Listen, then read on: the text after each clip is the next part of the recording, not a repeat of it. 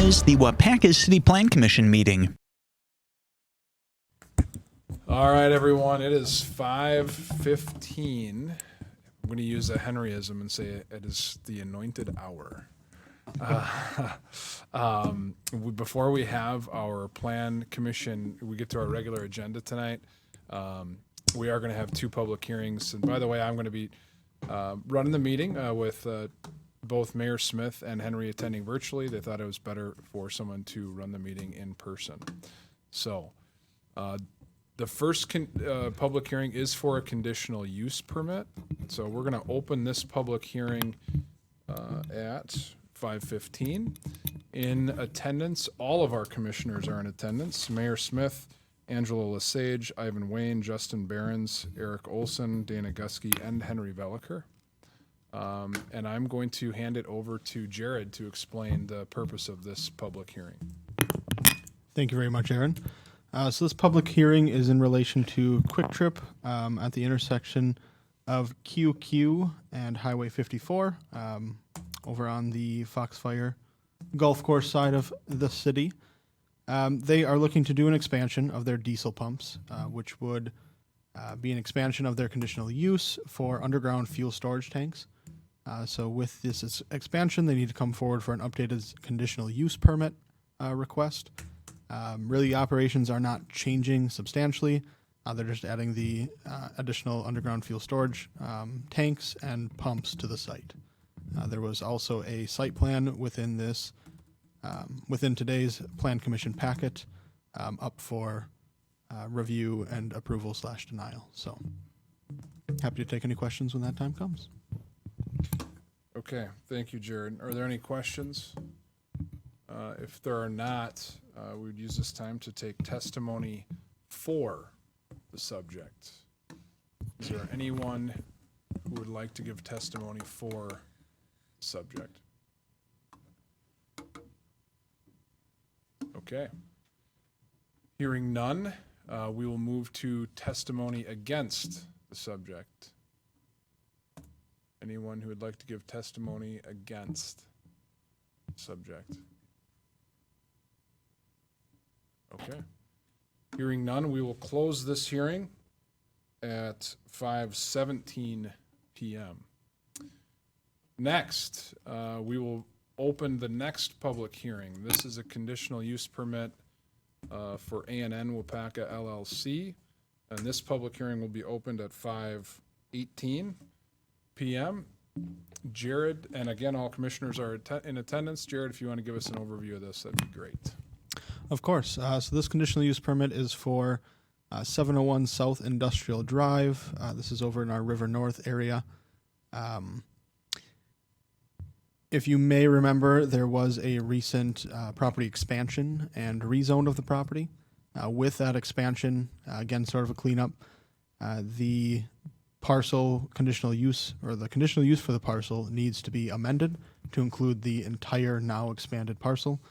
So they are coming forward for a conditional use for all of their current tenants, or most of their current tenants, which is Waupaca Rental Center, BZ Consortium, and Fastenal, which would be the sale, service, and repair of construction equipment and similar equipment, and then wholesale. So for BZ Consortium and Fastenal. So with those uses, they're coming forward for the updated conditional use with their now expanded parcel. Besides that, no substantial changes to the parcel at this time. The owners of the parcel have discussed the possibility of improving it at a later date, possibly adding additional structures. So we may see something more come down the line, but at this point, it's just cleaning up to deal with the property expansion that has already occurred. Okay. Thank you, Jared. Any questions from any of the commissioners? If not, we would use this time for testimony for the subject. Any testimony for? Okay. If no testimony for, any testimony against? Any testimony against? Okay, hearing none, we will bring this public hearing to a close at 5:20 p.m. All right. Again, commissioners, you'll see both of those on the agenda. With that, we will call the regular Plan Commission meeting to order at 5:20 PM. Again, all commissioners are in attendance. Mayor Smith, Angela Lesage, Ivan Wayne, Justin Behrens, Eric Olson, Dana Gusky, and Henry Velliker. Mayor Smith and Henry Velliker are joining us virtually. Staff member Jared Rakew and myself, Aaron Jensen. Do we have an approval of the agenda? Move to approve. Second. Motion by Olson, second by Wayne to approve the agenda. All in favor signify by saying aye. Aye. Aye. All opposed. Motion carried. All right, annual review of the Code of Ethics. Commissioners, this is something we do after our annual meeting at council and after everyone's been appointed. Congratulations, you've all been appointed again, whether you like it or not. No, we thank you guys all for serving on this commission. But the annual review of Code of Ethics is in your packet. We'd like to just read it into the record that everyone has reviewed those again annually and met that requirement. Next, we have approval of the Plan Commission minutes from April 5th, 2023. Move to approve. Second. We have a motion by Wayne, second by Gusky to approve the April 5th Plan Commission meeting minutes. Any discussion? If not, all in favor signify by saying aye. Aye. Aye. All opposed. Motion carried. All right back to one of our conditional use permits. Jared. Thank you very much, Aaron. So this one starts on page 9 of your packets. This is a conditional use permit for Quick Trip, number 888, over on County Road QQ. This is for a diesel pump and canopy and underground fuel storage tank addition. They are looking to expand their diesel pumps just to the south. They have already combined their two parcels that they own over there. So that is in the works right now, or has already been approved, is in process. So there should be no issues with property lines. And again, nothing really with their current operations are changing. They're just adding this addition. So happy to take any questions. And I will also note we do have a representative in the audience today from Quick Trip. So if there's any questions that could be directed towards him, I'm sure he would be more than happy to answer as well. Okay. Any questions from the commissioners? Since you made the trip, anything you'd like to say?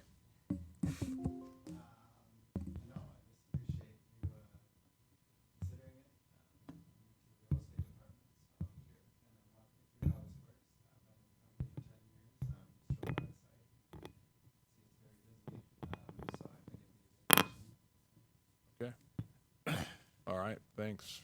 All right, with that, then again, this is an approval to City Council, so this is not the final approval. Does anyone want to recommend to City Council the approval of this permit? I'll recommend the expansion of Quick Trip to the City Council. I'll second. All right, we have a motion by Gusky, second by Lesage. Any discussion? If not, all in favor signify by saying aye. Aye. Aye. All opposed. Motion carried. All right. Next, site plan review for Quick Trip Real Estate Holdings LLC, 106 County Road QQ. Jared, you're up again. Thank you very much, Aaron. This one starts on page 19 of your packets. This is just the accompanying site plan request or site plan approval for the above conditional use permit.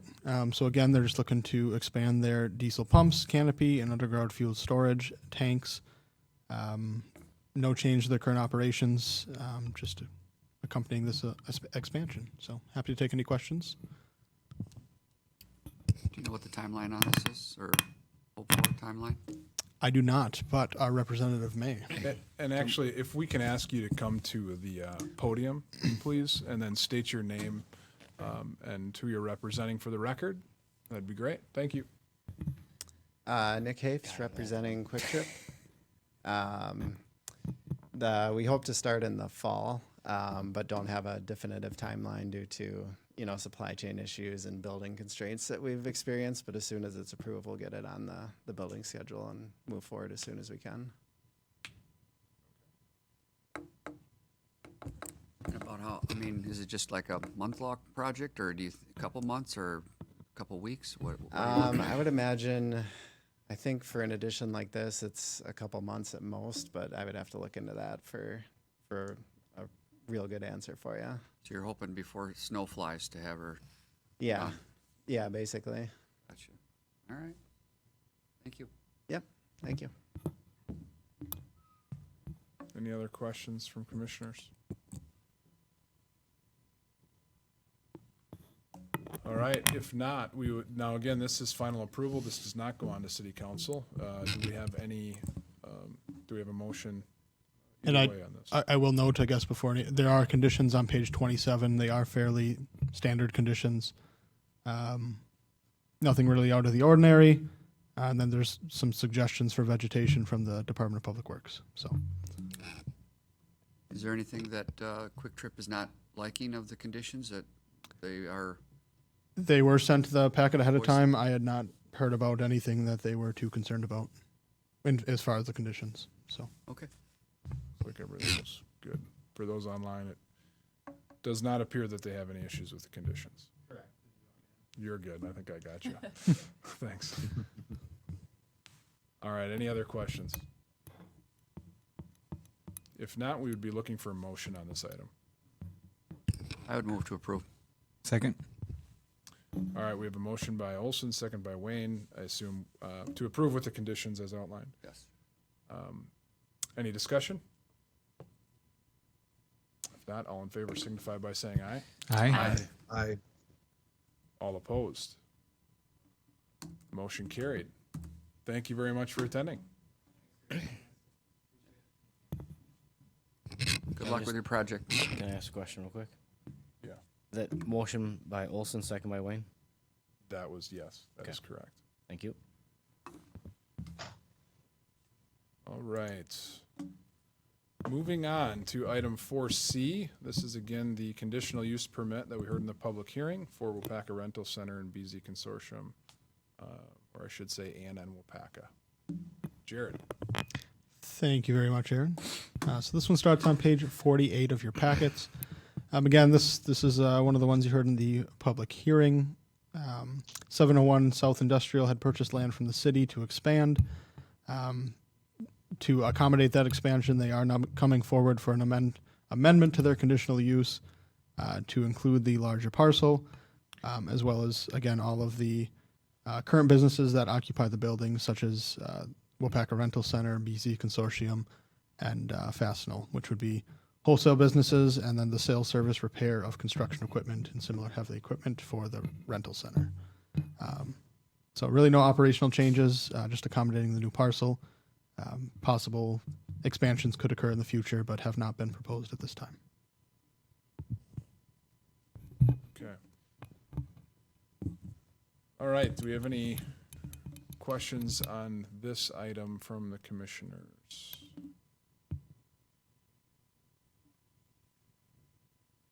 If not, again, now this one would be a recommendation to city council with the conditions as Jared has on the bottom of page 51.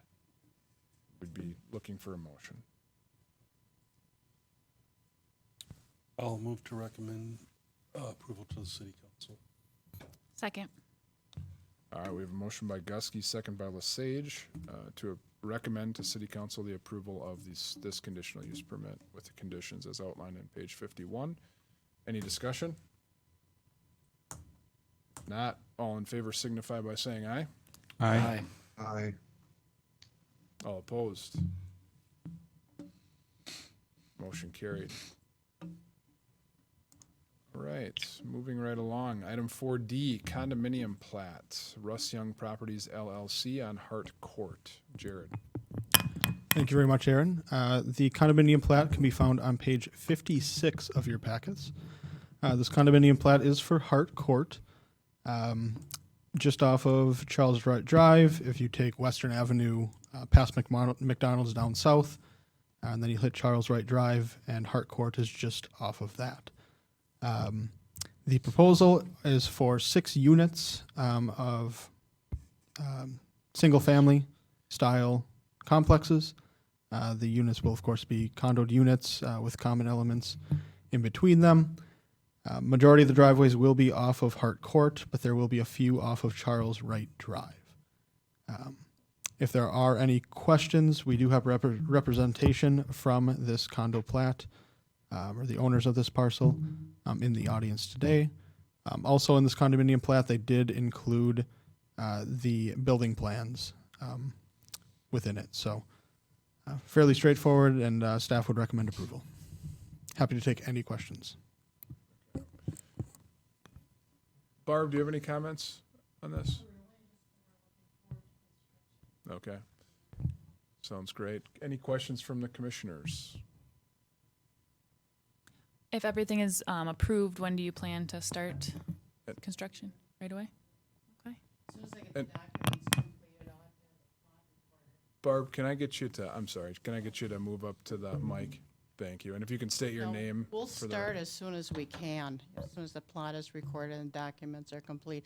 I have about 50% sold at this point, yeah. Okay. Any other questions? Now that we made Barb get out of her chair. I know. We'll wait till she sits down Oh. and then we'll Yeah. we'll take another one. Yep, it does look like, actually, Barb, we Henry. do have one. Henry online has a question. Go ahead, Okay. Henry. Well, hello, Barb. How are you? Hi, I'm doing great. How are you? Really good. I just a comment. It's really great to see the build out of this project. I mean, this has been a long time, Yeah, so it's great to I see it appreciate continue and that you're having some success in the market. Thank you. Just a comment. Thank you. Is that it? I think Yeah. so. Anything else, commissioners? Okay. All right. With that, we would be looking for, this is also a recommendation to city council. So we'd be looking for that recommendation or a motion for that. I'll make a motion to recommend to council the new condominium plat off of Hart Court. I'll second. All right, we have a motion by Lesage and a second by Olson to recommend to city council the approval of the condo plat as presented. Any discussion? If not, all in favor signify by saying aye. Aye. I All opposed? Motion carried. All right. Thank you guys for coming. Yeah, good luck. Hope everything goes smooth for you.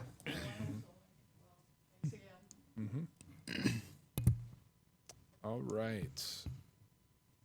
Next, 4E, signage interpretation per chapter 17.504, City of Waupaca zoning code, West Fulton Street Properties LLC, 990 West Fulton Street. Jared. Yeah, so this one starts on page 75. A bit of a unique request, I guess doesn't really happen too often.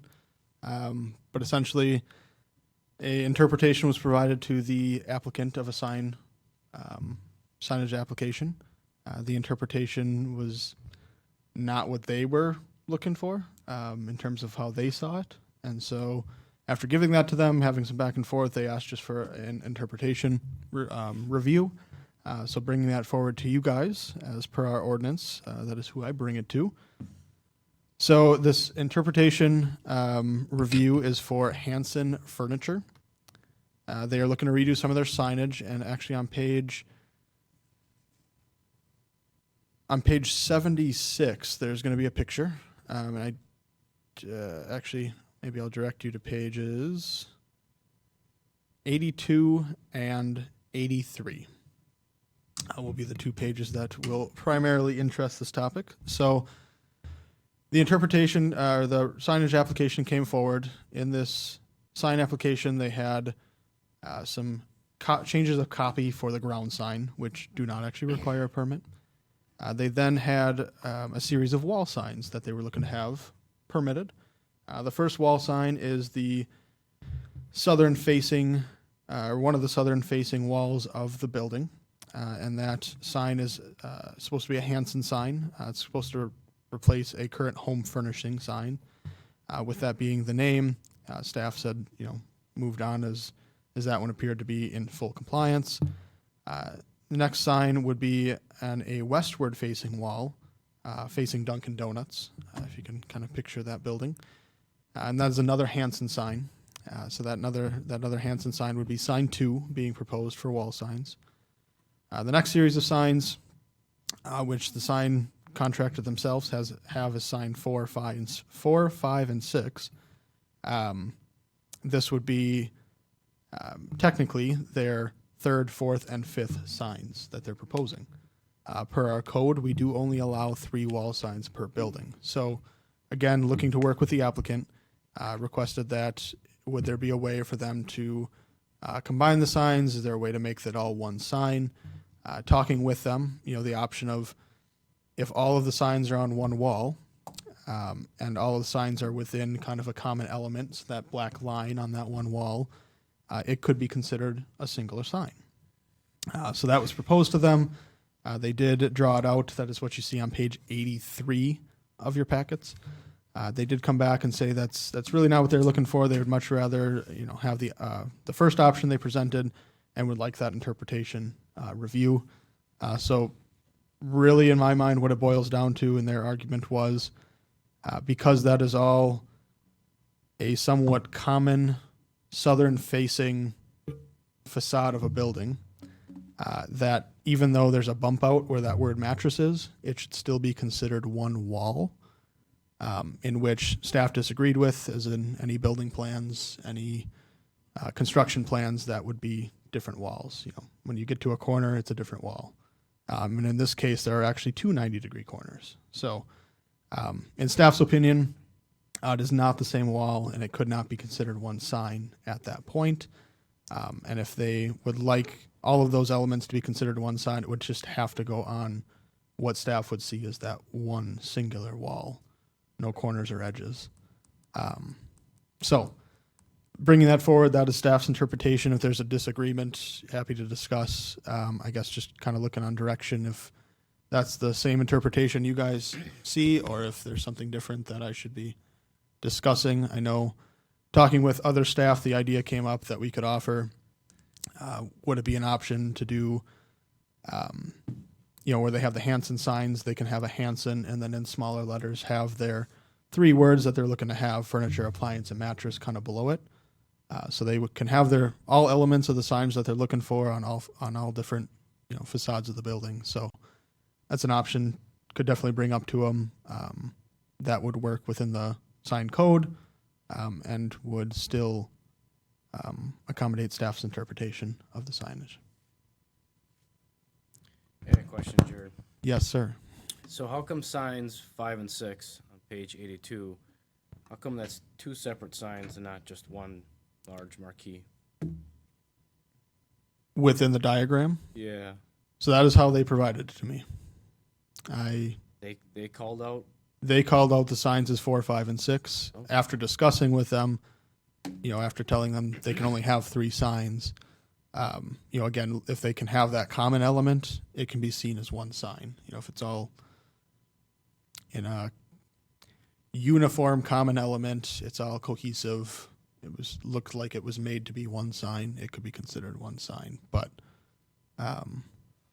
if they just scattered a bunch of different non-cohesive signs throughout that one wall, they at that point would be considered separate signs as well.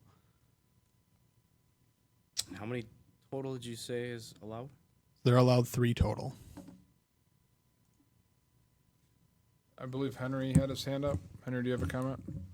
Well, a couple things. Well, first off, I appreciate that the staff is trying to find a solution here to help the applicant. Maybe this building is, we have ordinances and we try to write them so we can take care of every situation. And obviously they don't. There's always something unique. And if you look at this building, they've got more walls than maybe a typical retail store might have.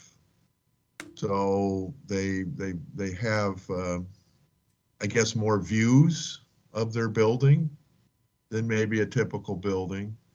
And then don't we have, I guess my overall thought is, Jared, what is the purpose of our sign regs? We don't want the signs to take up all the visible part of the building, right? I mean, the coverage of the signs are well within our rules, correct? Yes, the coverage of the sign would be within the requirements. Yep. Yeah. And see, we always struggle with this, right? I mean, what are we trying to do with this rule? We don't want junk up signs, right? We don't want a building to be all a sign, where we do get some of that around town. This doesn't look real objectionable to me, but we have rules, so it's a little struggle for me. But if we're trying to find some rationale to do it, it looks like they've got 6 planes that they're dealing with of wall, you know, where most buildings are, 3, right? You're not going to put a sign on the back. But I don't know. It's like maybe the building shape is the bugaboo here, And I'll make a comment too. Again, the interpretation that that's all the same wall, kind of thing, that could lead to a very gray area. And again, I guess if that's the interpretation that's gone with, there would need to be a very clear definition of what is a wall, how many signs are allowed. So I guess I was very hesitant when they requested that, just because, again, in any building plans, it's not the same wall. And if we were to go that route, we'd be entering a very, very gray area, especially moving forward with additional sign requests. So just a general comment. Angela, it looked like you had did Eric have a comment? I mean, they've been around for 50 years. So I guess my question is, when it's all said and done, are there going to be more signs up than what there are now? Or is it the same amount? I think it is more. An addition of one more? Because is this all stemming because they don't have flooring and they want to take the flooring out and now they want to do some other stuff? Yeah, they don't do certain elements now, and they want to make sure they brand exactly. So what they're they do. actually taking flooring out, but they're adding one more sign? They're adding mattress Adding mattress And furniture. and furniture. and furniture. Sneaking one. So, currently, on the front, it says appliances and flooring. So, if we look at, if we look at furniture and appliance, if we consider that one, because it's, Yeah, what's the difference between 5, how is 5 and 6 not one sign? That's the same, because that's the same wall. Base. There's a right? space probably in between, So right? so 5 and 6, the sign. This is Sign Me Up from Wisconsin, or Sign Me Up. I think Sign Me Up Wisconsin. That's the company that did this. I did not do this. So they classified each one as a different sign.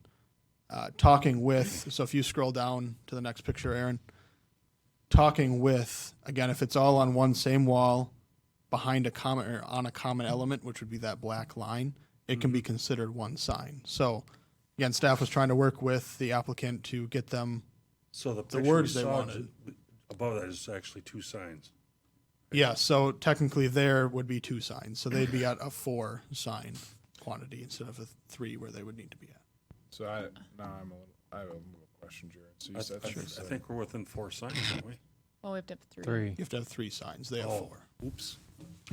Gotta pay attention. So did you I'm a say, rookie. did I hear you say if it's on the same wall with a common element, it could be considered one sign? Is that what I heard you say?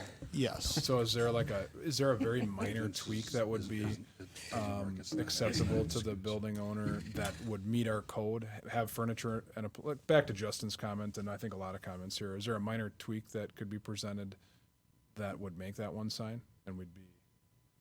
Like a black line in between them or something? No, because you're saying the mattress is what is setting us off. Yes. Because that's a Yes, separate. the mattress is the option. So if you look at the next, if you scroll up to that next picture, Okay. this was staff's recommendation to, again, if it's all on the same wall on a common element, which would be that black line, because there's a jut out. Because we need to gain two now. Yeah. Yes. Gotcha. Sorry. Sorry. Oh, go ahead. Currently, there's a Hanson sign south, a Hanson sign west, and there's 2 red appliance and flooring currently. So there's 4. Currently on their building, Yeah.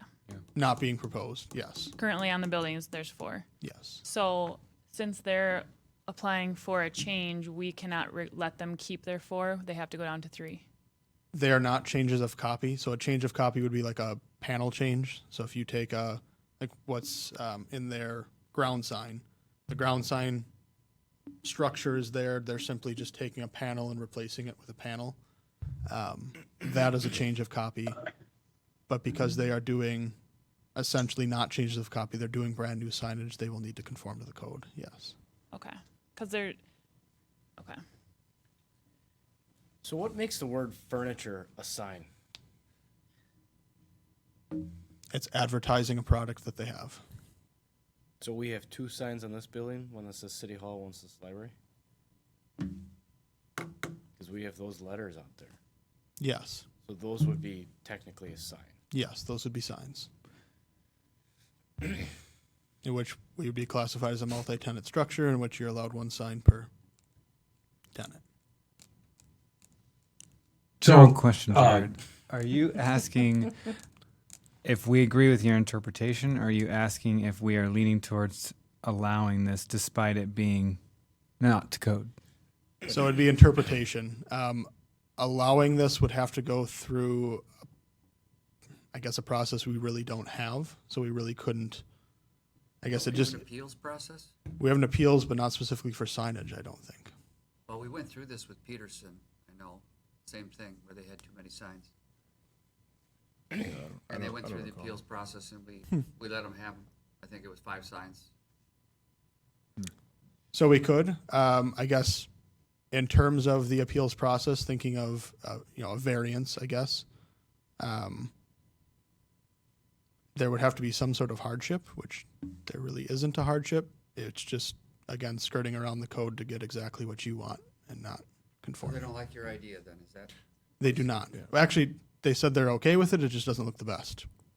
Mayor Smith, I believe you had something as well. Well, the comment I was going to make, and again, I say this every time when we talk about signs. I haven't really found a sign that I don't like. So, I mean, but the point that I think where we're getting here is that where the mattress is to be proposed, that's a separate wall from where the furniture and appliances is, and that's what makes the 4th wall.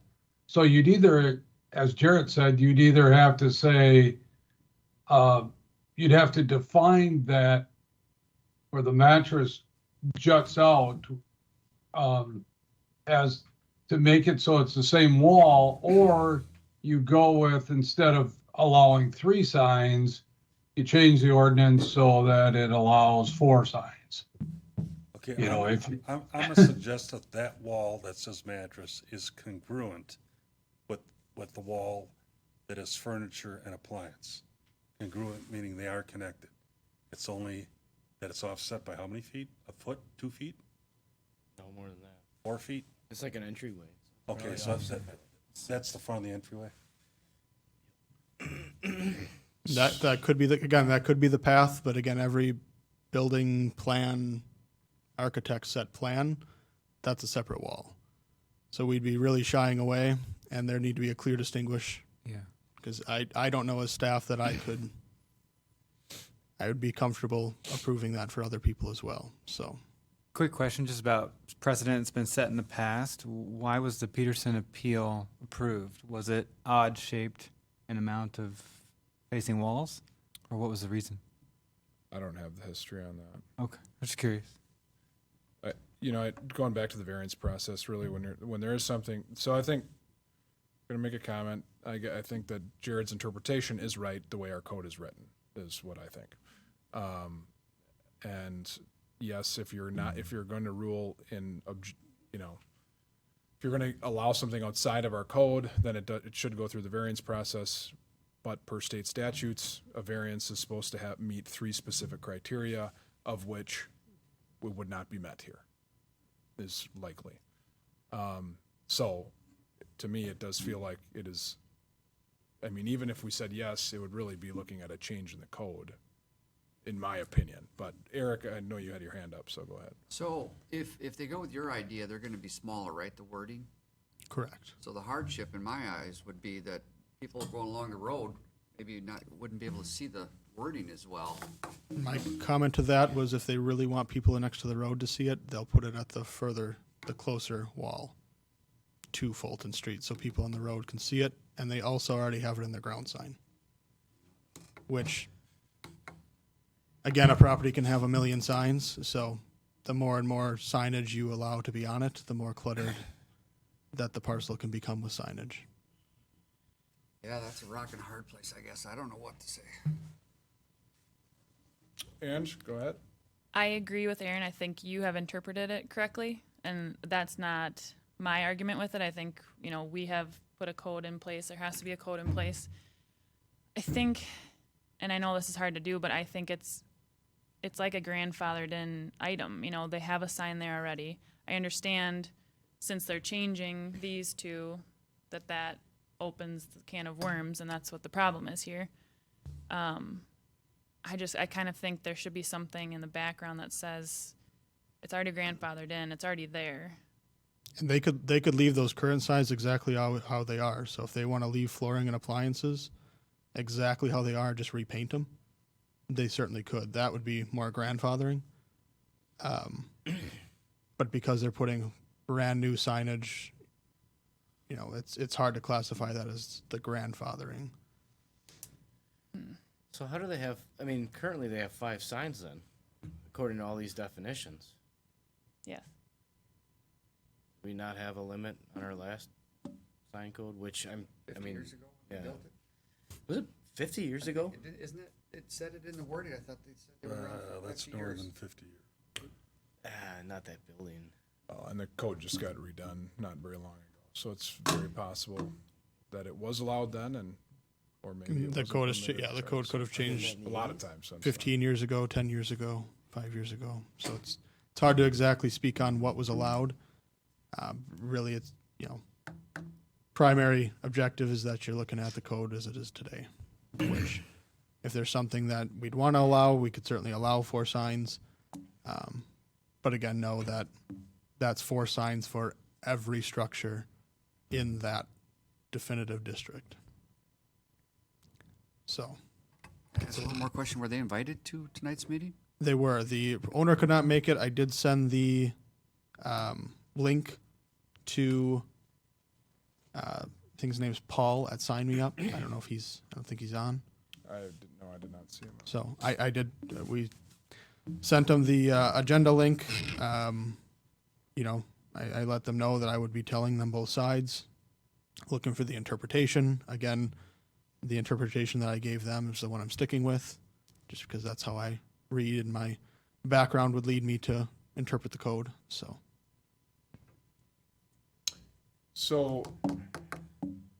And I will say again, this is just one option that they presented.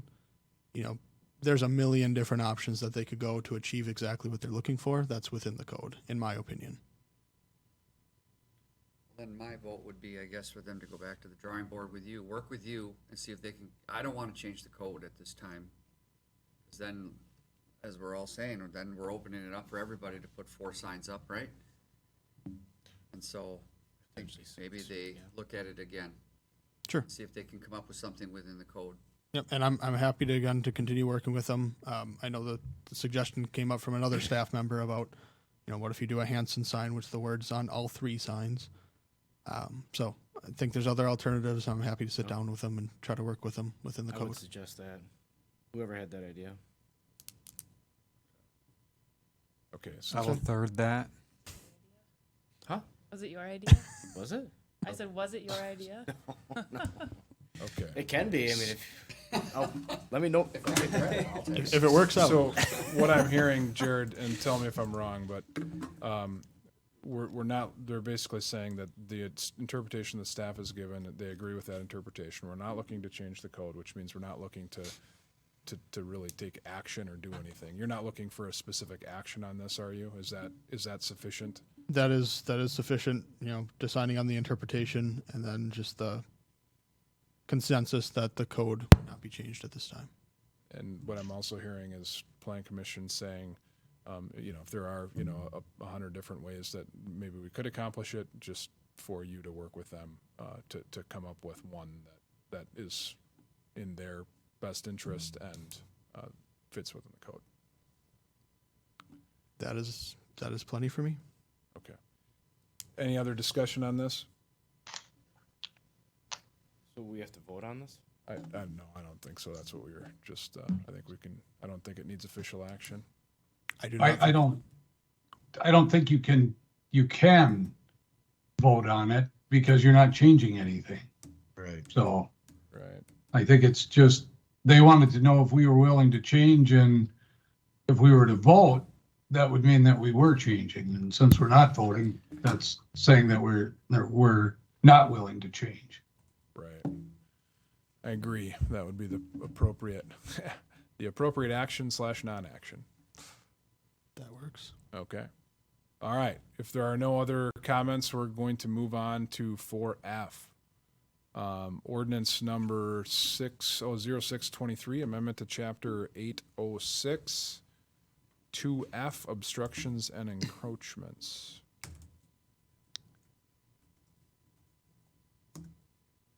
Jared. Sorry. Thanks, Aaron. So this one starts on page 84 of your packets. So this is an ordinance that is up for recommendation to the council. What this ordinance entails is expanding where goods, wares, merchandise, fixtures, and other items in the sidewalks. Specifically, we were looking at the portable signs. So the sign like Wanderlust, Loot, Skadoodles, they all put up that open A-frame kind of portable signs, and they take them back inside when the business closes. So really, per our code, they were not allowed on any of the side streets, really just Main Street. So places like Shindig, Skadoodles, Loot, Wanderlust, they were all missing out on that opportunity to have open signs to really draw customers off of the main drag and to their business. So the request came in from quite a few businesses that, can we get this changed? We'd like to have an open sign when we're open in the summer. Really draws people in, really helps with business. So staff went to the drawing board, took a look at the ordinances that would need to change for that, agreed with them, really with our Main Street improvement. So many new businesses have gone in on the side streets, and we want them to succeed just like the ones on Main Street. So this is one of those elements that would need to change, the obstructions and encroachments within the city of Waupaca or public right-of-way. And really this ordinance is just outlining or clarifying that it's not just Main Street anymore. It is all of the side streets that we would classify as kind of in our downtown area. And that is that list 1 through 9. Did go through this with Justin already to clarify that those seemed like the appropriate cutoff points, locations, and he did agree. So now bringing it forward for hopeful recommendation to the council to amend the Chapter 806, obstructions, encroachments in the city of Waupaca. Happy to take any questions or clarify. Okay. And again, this would be a recommendation to city council. It would not be passed here. Correct. Any questions for Jared? All right. If not, we would be looking for a motion. Move to approve. Second. We have a motion by Olson, second by Wayne, to recommend this to City Council. Any discussion? All in favor signify by saying aye. Aye. Aye. All opposed. Motion carried. All right, 4G, ordinance number 07-2023, creation of chapter 17.316, mural and amendment of chapter 17.5, signs. Signs. We love it. Signs. Keep Here we going. go again. This one starts on page 86 of your packet. Probably easier to see a red line would start on page 97, although you won't really see any red on there since this section is entirely new. But I will start with this. So part of this ordinance deals with murals. So currently our sign ordinance classifies murals as wall signs, and which has caused quite a few headaches for Main Street businesses, as the mural projects that went on in the alleyway on their building behind their business now count as wall signs. So their quantity requirements, the quantity of signs that they can have significantly decreases because they have opted to do what would be, in my mind, the community a very good service in providing public art for our kind of arts and culture feel that we have here in the community. So what we're looking to accomplish with this is to separate murals from wall signs, make them their own, something that I feel like we should encourage. You see a lot of other communities encouraging them. Just brings a lot of vibrancy, life to different parts of the community. Something that we want to, make sure we're taking a look at before obviously murals go up, but not count them as wall signs and not try to prohibit businesses from choosing between arts and culture and promoting their business with the allowed signage that they would be able to have. So part of this is creating a mural ordinance. I know when we talked last, there were some just general concerns that, are we able to, if mural is distasteful, can we not allow it? Yes, we can do that under this ordinance. There are a series of design standards that we can take a look at, and if there's any adverse impacts or negative impacts, we can deny that mural. So that's the first part of this. Second part is amending the sign code. So, one thing that we had already, that the Plan Commission had already expressed with staff is that we want to make sure we're just, not being too restrictive. That we're acting in the best interest of the overall community, all of the businesses. We're allowing signage, but we're not cluttering, the community, and it's just a signage, disaster. So staff intended to do that by just kind of taking a look at the whole signage ordinance, bringing forward individual pieces to discuss to the Plan Commission. I'm sure you remember those lovely discussions. And now bringing this forward for a recommendation to council. This is just a combination or a compilation of all of those changes into the overall code to make it one simple ordinance change. So some of the things that we talked about portable signs. So again, that recommendation you guys had just made to council for the encroachments, looking at changing those. Window and door signs have always been a hot topic. So again, we had discussed making those making those so they don't require a permit, but they do have some requirements that they would need to meet. One of the elements was that the total area of any window or door sign shall not exceed 50% of the window or door area. I know even, as we talked about that and after we talked about that, I have businesses saying that, well, why can't I do 60? Why can't I do 100? So again, that's a requirement that we put in place, or that was requested specifically by the police department to have clear observation into buildings as much as possible. I do know there are some businesses, of course, that already have wall signs or window signs that exceed that. Those at that point would be grandfathered in unless they're changed. They would have to conform, but if they're left as is, they could stay, exceeding that 50%. So now, if the Plan Commission did feel as though that would be a wanted change to maybe evaluate that, well, maybe 50% is not enough. Maybe it's too much. Maybe, we want it to be 45. Maybe we want it to be 75.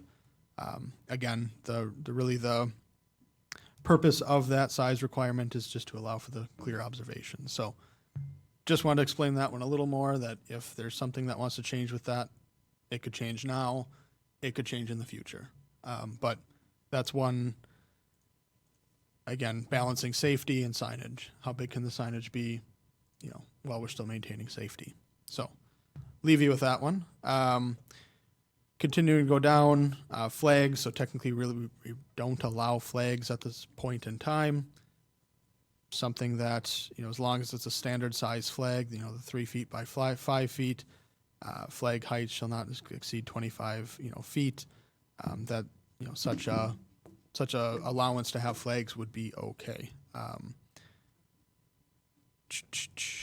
Permitted signs, classifying, or better clarifying animated and flashing signs, making, and then continuing to move down. So on page 104 is where I'm looking currently. Just trying to make the signage code a little simpler. So I believe by combining the B1 district with the B2 and B7 districts, it just makes the sign ordinance a little bit clearer.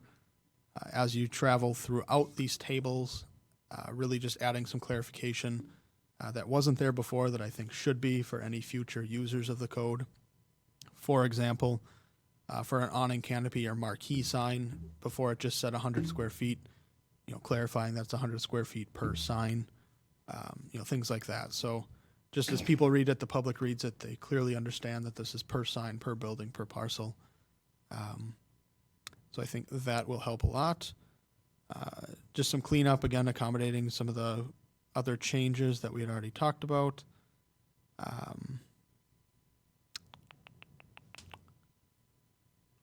B7, eliminating the B7. More clarification in the industrial district signage. Getting rid of panel easements that are required. Again, this is something that staff didn't feel as though keeping track of, keeping record of was our responsibility. That should be up to the landlords and tenants, just something that we don't need to be in the middle of. Historic wall signs, kind of classifying some of those a little better. Insurance, allowing that they need to have insurance, but again, the city doesn't need to be the record keeper of that. That's their responsibility. Does not need to be, staff doesn't need to allocate their time to be record keepers of that. And we still would not be liable even if they didn't, something happened. And then sign nonconformities, just better clarifying that a little bit. So there was just some lack of clarity on, maintenance, panel changes, things like that. So just clarifying what would be required in that.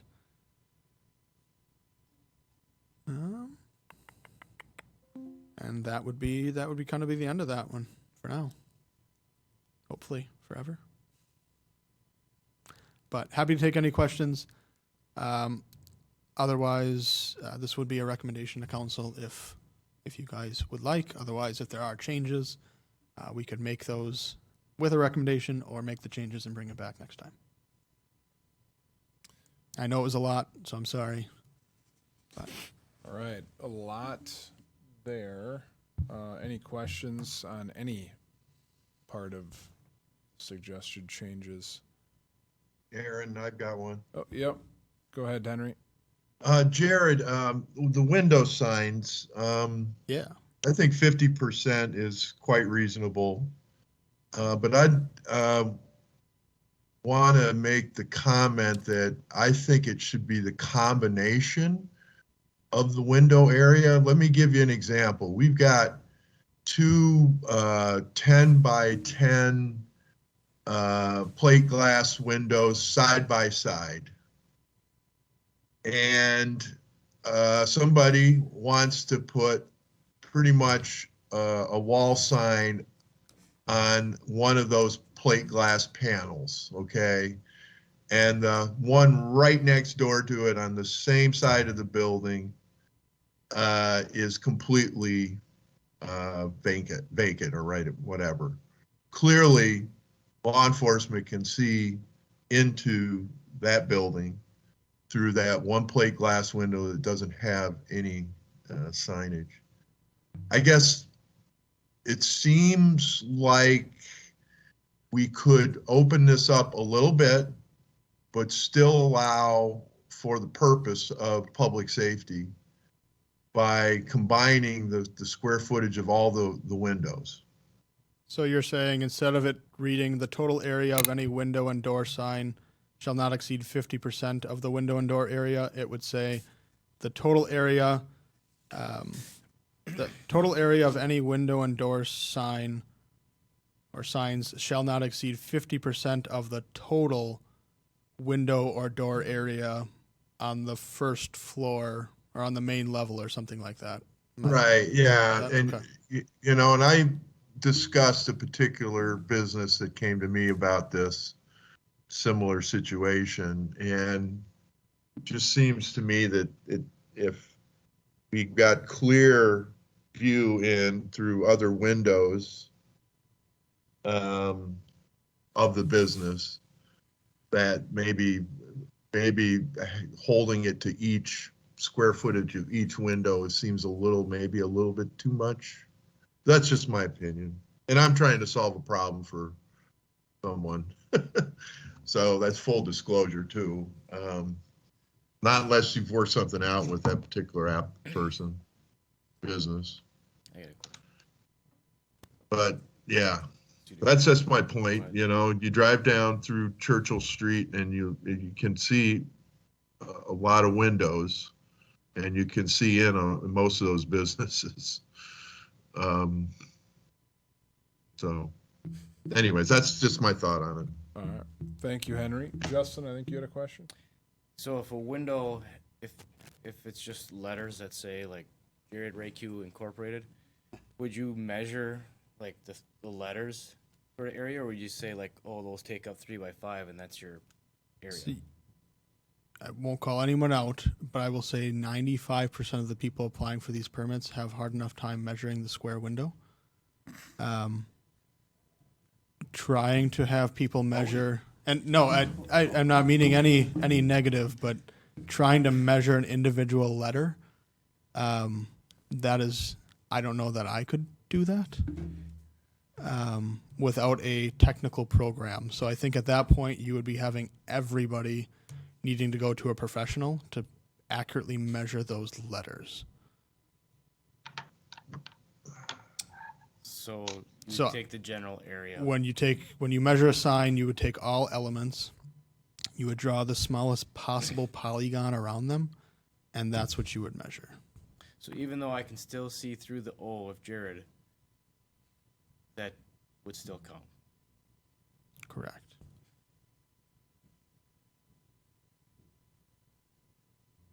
All right. Any other questions? And that is a section that if it's wanting to be changed, certainly can, but just know you're opening up a can of worms. Right, I just think 50% adds up fast. Yeah, that seems reasonable to me for sure. But I made my argument earlier. You guys, I think everybody followed what my thought process was there. And I want to clarify because I know we're on record. Didn't mean anything negative towards anybody. It's just, again, measuring the windows of, well, do you measure from side to side? Do you measure the glass? If they have inlets or the cross-hatched, insets, do you measure in between those? There's just a lot of variability already that can get confusing. So it was not a dig at anybody, but it's just difficult sometimes to measure windows as it is. So I have no strong preference on which way the Plan Commission, of course, goes. If we want to change this, I'm more than happy to bring it back again with some alternative options. We can certainly do that. Or just this section, we can leave this section out. Jared, you and I have talked about this a little bit in the past too, and I do understand that it's hard to measure those things. I think to Justin's point, if you somehow could find a way to do that, that truly would be the intent. And I know originally when I had brought this forward for discussion, it was discussed that, you know, the ones with transparent backgrounds could be 50% and the other ones could be 30. And then the discussion was, well, why don't we just make them all the same? So like you could go 50, you could go 75 for all of them. We could make it that, you know, those individual elements will need to be measured, but again, a professional will need to do that, and that may cause some hardships for a lot of people. So isn't the biggest issue that we have is not whether it's 50% or not? The biggest argument is we have a number of businesses out there that are already exceed the 50%, and we're just grandfathering those in. And they should be, I guess. I don't know how else you would do it. You can't really make them tear it down. But the argument always seems to be when we get to a situation like this, the person that has put theirs up recently will say, well, I just followed what the guy did down the street. And the answer is that that person has been grandfathered in and you haven't been. And that creates, obviously creates an issue. That is very true. If it's appropriate, I'd like to make a motion to move forward with this ordinance. Is this With the change of the window signs being fit no more than 50% of the total area of the windows, plural. And windows plural on main level or total windows on building? No, I would say the main level, the business level. okay? Does everyone understand the motion? A lot of heads nodding. Okay. Do we have a second? Yeah, I'll second. All right, we have a motion by Veliker, second by Eric, to approve as presented with the changes that Henry outlined with the window signage. Any discussion? All right. If not, all in favor signify by saying aye. Aye. All opposed? Motion carried. All right. Moving on, discussion on, now this is a non-action item, this is just discussion on grass property maintenance amendments. Jared. Yeah, of course. This one starts on page 117 in your packets. So just a discussion item. It was brought up a couple of times by different people. Taking a look at other cities. You know, ours is a little different. So I just wanted to bring it up as a discussion item, especially with it now being May. And the grass is growing. We are not getting the snow like the UP is getting. So I am thankful for that. Thank goodness. But I want to talk about so the grass and property maintenance. So how the code is currently written, it's a little confusing, and I guess looking to change that. But before we work on changing that, I wanted to just get some general information on your guys' thoughts on what the requirements should be. So the first item would be the height requirement of grass. So right now we require it that it can be no taller than a foot. Now, some would say a foot is a hayfield. Some would say that a foot is not that much. You know, everybody's opinions are different.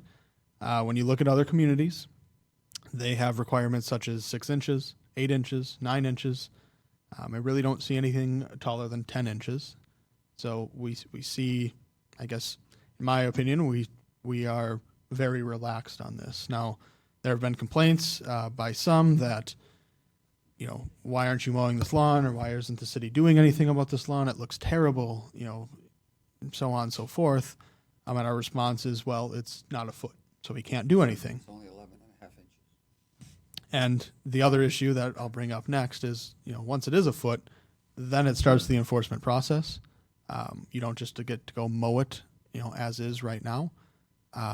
So under certain requirements you can, but again, back to the first one, it is a foot too long? Is it where the plan commission feels that, the Waupaca grass maintenance ordinance should be at? Should we lower it to 10? Should we lower it to 9, 8, 7, 6? Just looking for, I guess, some direction on your guys' thoughts.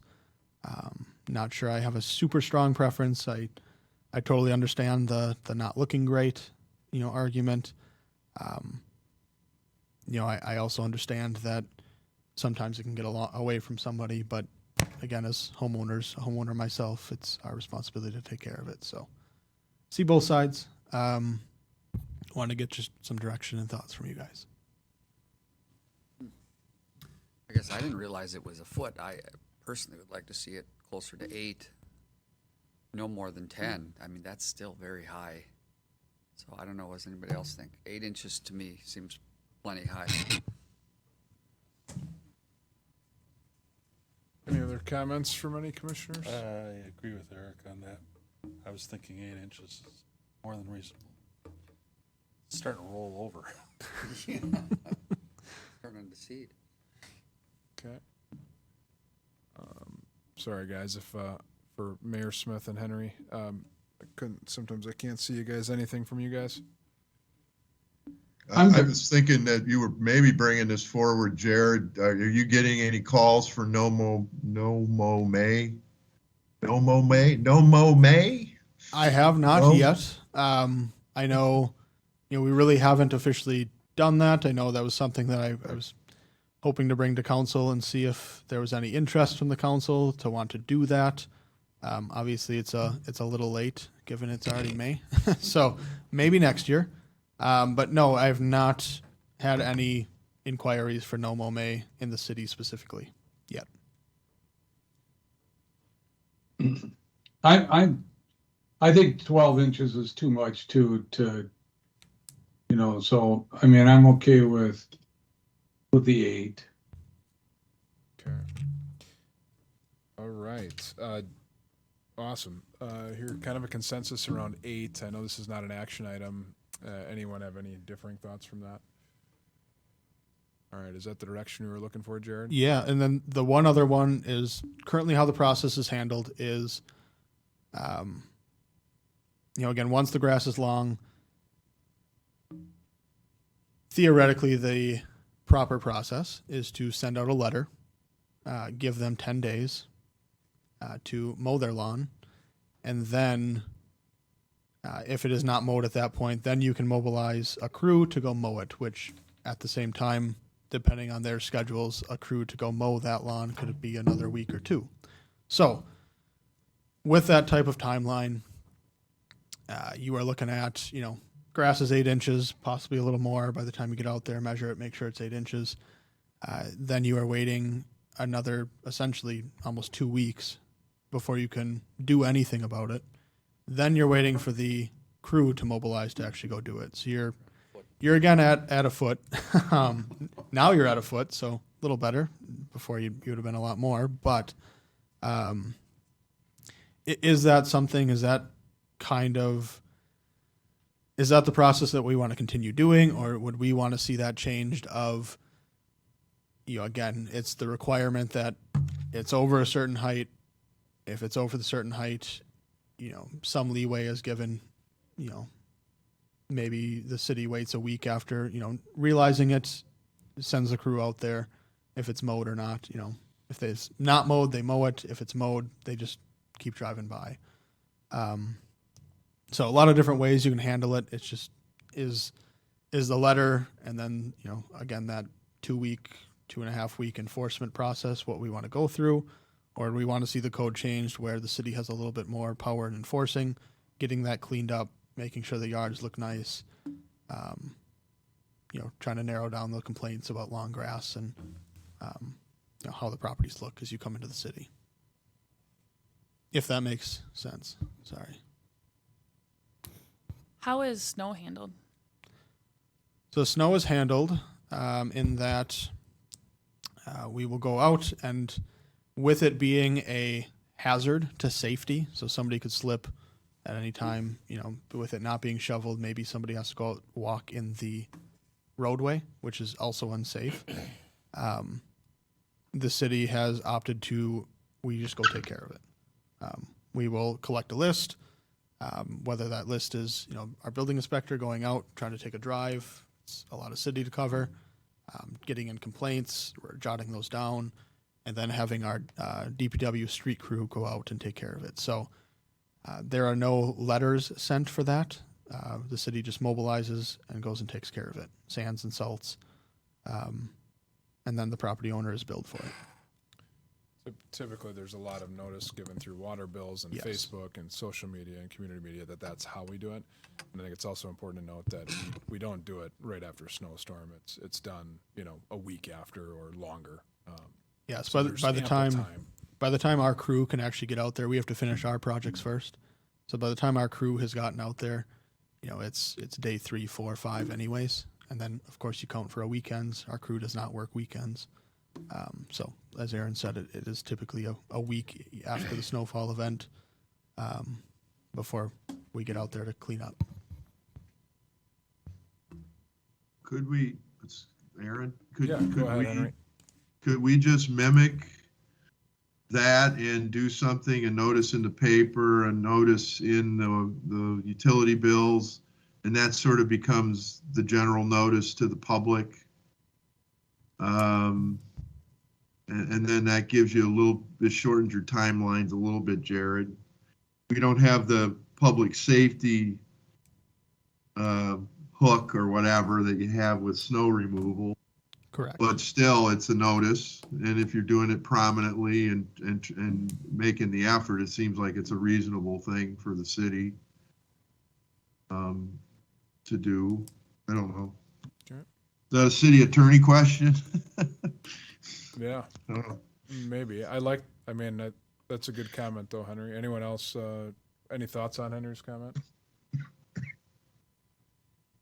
I guess maybe we would want to talk to the city attorney since you will be sending someone onto their property versus a sidewalk is much different than accessing their private lawn with their private belongings. You know, who knows all what's in their yard and how many kids' toys? Do you move the kids' toys? Do you mow around? You know, I don't know about how that would work or look.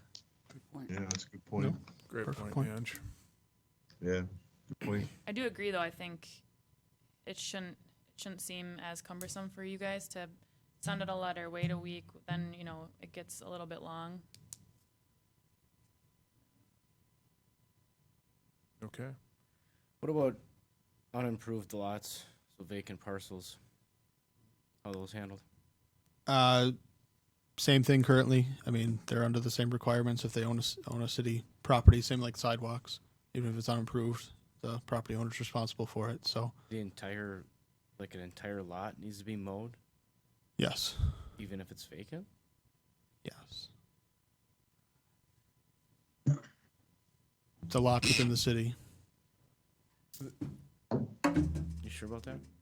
Well, Yeah, well, so Jared, I think Justin's getting at something that we, if we have like land within a subdivision that's, not developed yet, so there's no houses on them or not, we kind of changed our attitude on that and just had them,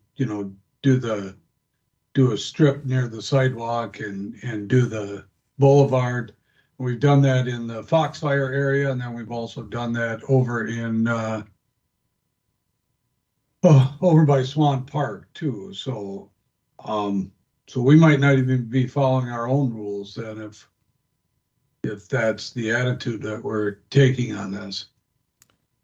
I'd say I guess we probably aren't. We probably would have to clearly define that for vacant lots if that's the route we want to go.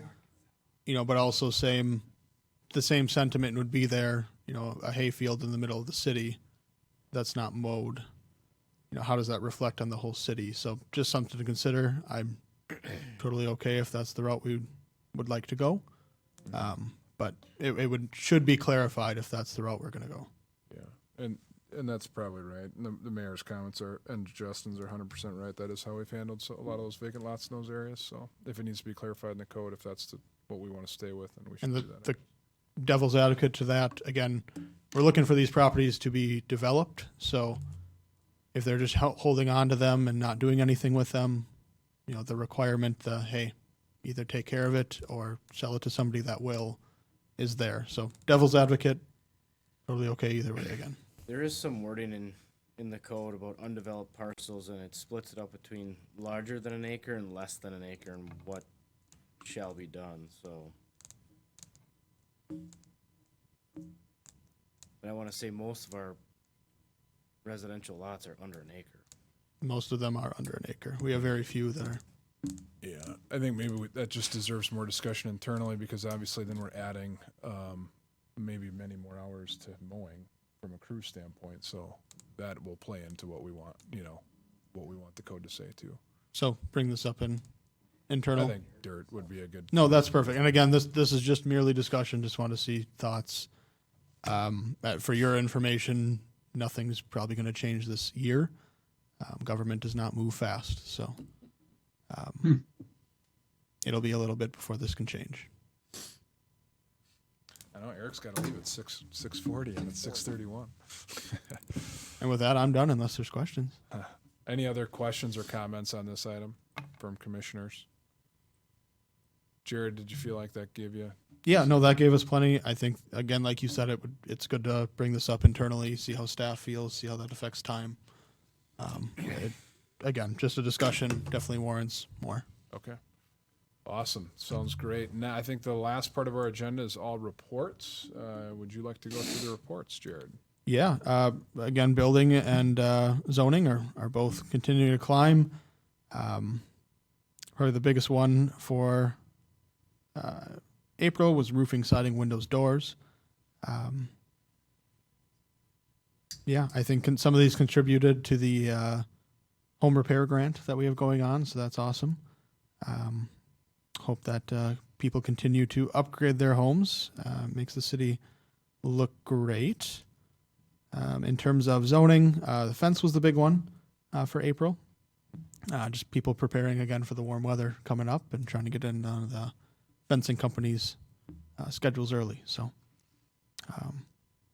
good to see it all happening.